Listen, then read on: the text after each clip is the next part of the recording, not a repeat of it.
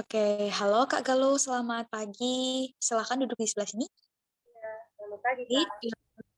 baik, di sini saya ingatkan kembali ya, segala informasi yang Kakak sampaikan di dalam sesi ini tidak akan saya beritahukan kepada pihak manapun, kecuali ada informasi membahayakan terkait dengan keluarga Kakak, orang tua maupun anak, saudara, ataupun Kakak sendiri dalam bahaya, maka akan saya beritahukan kepada supervisor saya.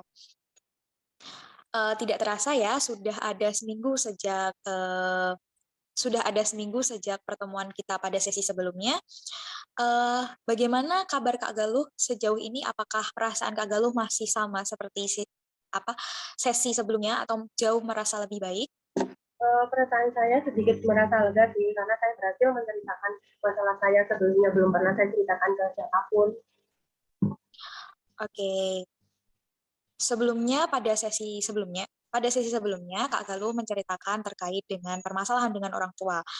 Kak Galuh menceritakan bagaimana orang tua beberapa kali memberikan komentar negatif kepada Kak Galuh. Ya, benar. Apa kemudian? Baik.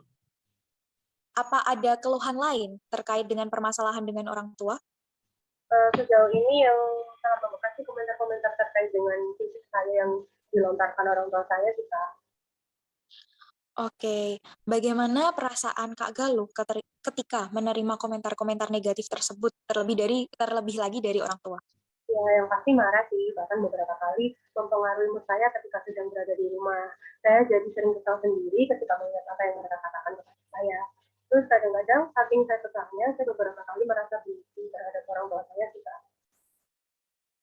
Oke, apakah Kak Galuh menyayangi kedua orang tua Kakak? Ya, tentu saja. Tapi sebelumnya Kak Galuh mengatakan merasa kesal kepada kedua orang tua Kakak hingga timbul perasaan benci. Namun di sini Kak Galuh juga mengatakan bahwa Kak Galuh menyayangi kedua orang tua Kakak. Bukan begitu sih, memang benar saya menyayangi mereka. Namun untuk komentar mereka yang terlalu menyakitkan, itu seharusnya wajar saja kalau saya merasa sebel dan kesal gitu kepada mereka. Semua orang juga pasti begitu sih. Baik, namun saya merasa kurang nyaman sekarang. Sepertinya Kak Galuh sedang marah sama saya. Bukan maksud saya begitu, karena komentar-komentar tersebut itu masih ada di kepala saya gitu, sehingga saya masih sering banget itu merasa kesal gitu. Baik, berdasarkan dari apa yang Kak Galuh ceritakan tadi, Kak Galuh merasa marah kepada kedua orang tua karena komentar-komentar negatif yang diberikan kepada orang tua terkait dengan fisik misalkan, eh, dan hal tersebut juga mempengaruhi mood Kakak, terutama ketika Kakak berada di rumah.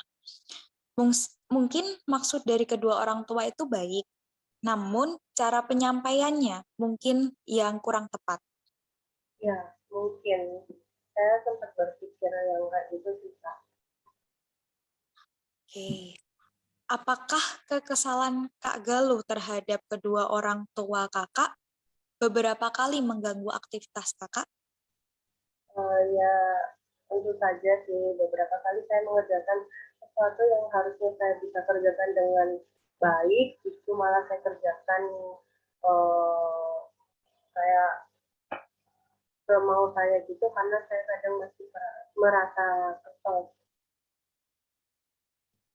Oke, berdasarkan dari pengalaman Kak Galuh selama ini, kira-kira berapa lama rasa kekesalan itu biasanya berlangsung?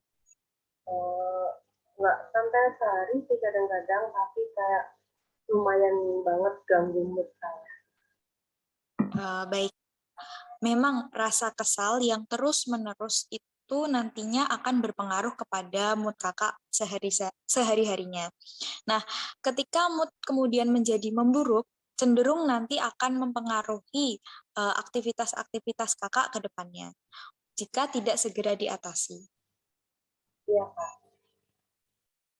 Baik, Saya juga mengerti bagaimana perasaan Kak Galuh, bagaimana Kakak kemudian merasa kesal kepada kedua orang tua Kakak karena menerima komentar-komentar negatif dari mereka. Saya juga pernah mengalami pengalaman yang serupa. Saya memiliki saudara, dan saudara saya itu seringkali memberikan komentar-komentar negatif kepada saya. Awalnya saya merasa kesal, namun makin lambat hari, makin lambat waktu, saya jadi merasa saya tidak harus memperdulikan apa yang dia omongkan kepada saya. Saya jadi lebih fokus kepada diri saya sendiri, dan hal itu sangat membantu saya sih. Kemudian saya juga tidak terlalu menghiraukan apa yang dia sampaikan kepada saya terkait dengan komentar-komentar negatif. Jadinya saya bisa jadi lebih tenang sekarang dan tidak memperdulikan lagi komentar-komentar negatif yang disampaikan dari saudara saya tersebut. Kalau saya bisa, saya yakin Kak Galuh juga pasti bisa. Mungkin memang benar, saya selama ini lebih fokus tentang bagaimana orang lain itu melihat saya. Dan justru tidak memperhatikan diri saya sendiri hingga rasa insecure ini pun muncul gitu sih Kak. Benar Kak. Jadi untuk harapan Kak Galuh ke depannya sekarang bagaimana? Untuk kedepannya harapan saya adalah mungkin lebih ke saya bisa fokus ke diri saya sendiri dan menerima diri saya sendiri apa adanya. Dengan begitu saya rasa nantinya pasti perasaan insecure saya ini bisa berkurang sih Kak.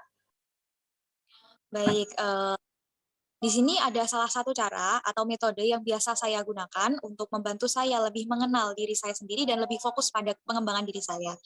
Nah, metode ini juga membantu saya menjadi pribadi yang lebih positif dan lebih tenang ketika menghadapi komentar-komentar ataupun situasi-situasi yang tidak terduga. Apakah Kak Galuh tertarik untuk mencoba metode ini? Baik, Kak. Tapi sebelumnya saya lihat Kak Galuh menjadi terasa lebih ini ya, apa sih, lebih ceria dibandingkan sesi-sesi sebelumnya ya. Apakah Kak Galuh pada sesi ini perasaan Kakak menjadi terasa lebih baik seperti itu? Atau bagaimana perasaannya? Iya dong Kak, saya jadi lebih bersemangat dan perasaan saya itu jauh lebih ringan dibandingkan sama yang sebelum-sebelumnya sih. Wah, saya ikut senang sih, Kak. Baik, untuk selanjutnya kita akan belajar salah satu metode yang digunakan untuk membantu Kakak menjadi lebih tenang seperti itu dan emosinya jadi lebih stabil supaya mood Kakak juga menjadi lebih stabil.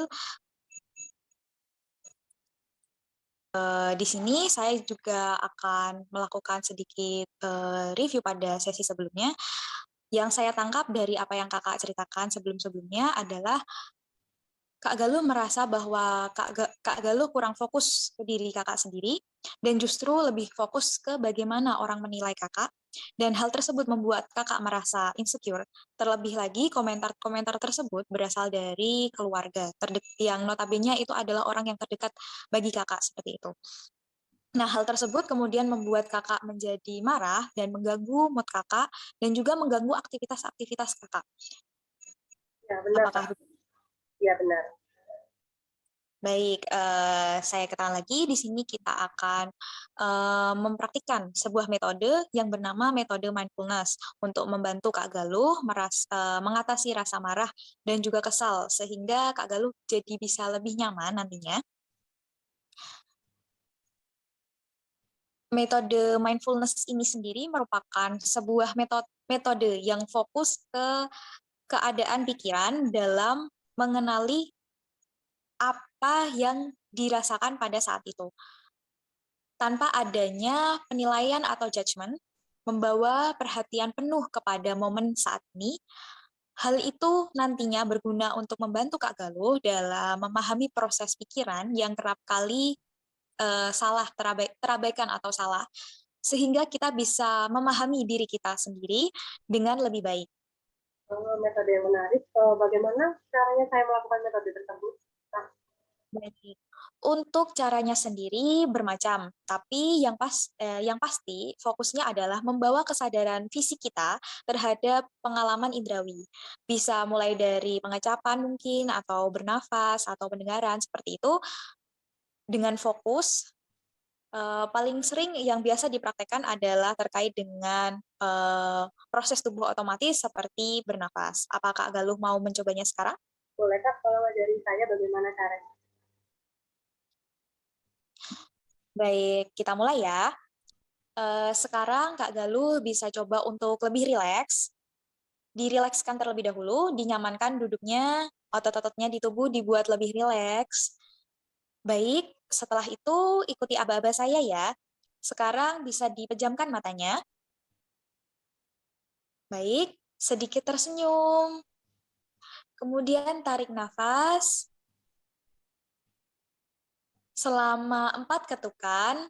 1, 2, 3, 4. Kemudian tahan nafas selama 7 ketukan. 1, 2, 3, 4, 5, 6, 7. Kemudian bisa dikeluarkan 8 ketukan. 1, dibuang nafasnya. 1, 2, 3, 4, 5, 6, 7, 8. Baik. Apakah Kak Galuh merasa lebih rileks? Baik, fokusnya di sini. Fokusnya di Rasanya sini. lebih ringan sih daripada sebelumnya, kayak lebih plong gitu. Baik, di sini Kak Galuh fokusnya ke bagaimana proses pernafasan itu ya.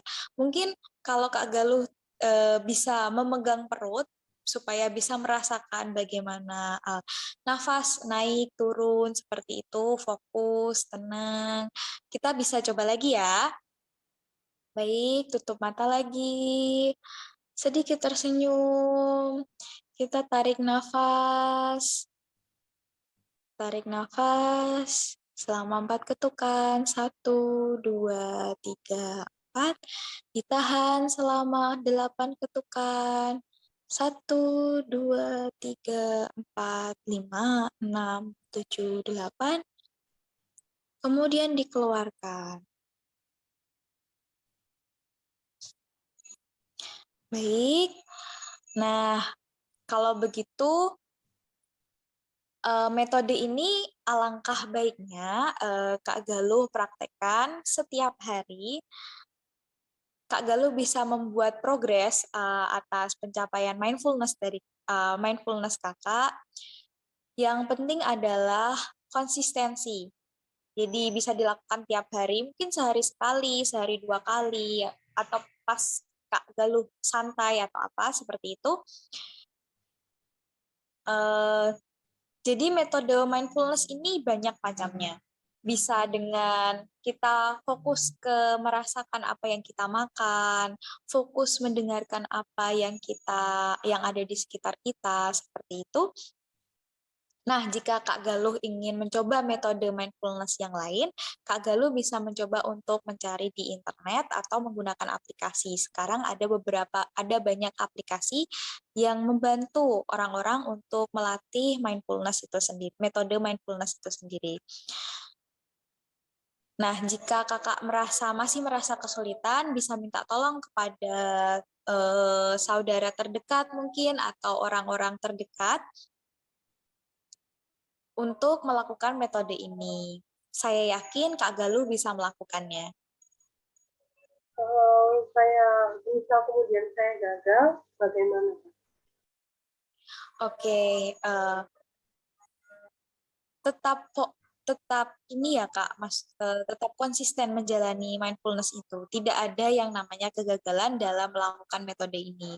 Jadi yang penting Kakak fokus, ikuti instruksinya. Kalau misalkan Kakak melihat dari internet ataupun dari aplikasi, Kakak ikuti instruksinya.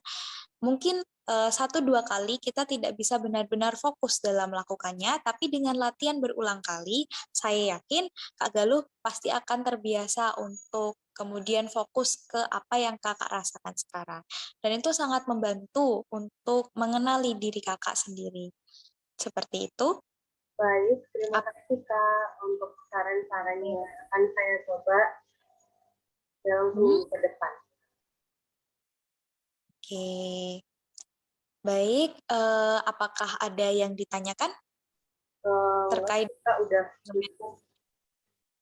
Oke, tidak terasa waktu kita pada sesi hari ini sudah hampir selesai. Sebelumnya saya ucapkan terima kasih kepada guru atas ketersediaan waktunya dan dan saya juga berterima kasih Kak Galuh telah sampai pada sesi ini. Sampai bisa pada tahapan ini, pada sesi ini, saya berharap yang terbaik untuk Kak Galuh. Kurang lebihnya mohon maaf. Selamat siang. Terima Baik, kasih. terima kasih Kak. Siang.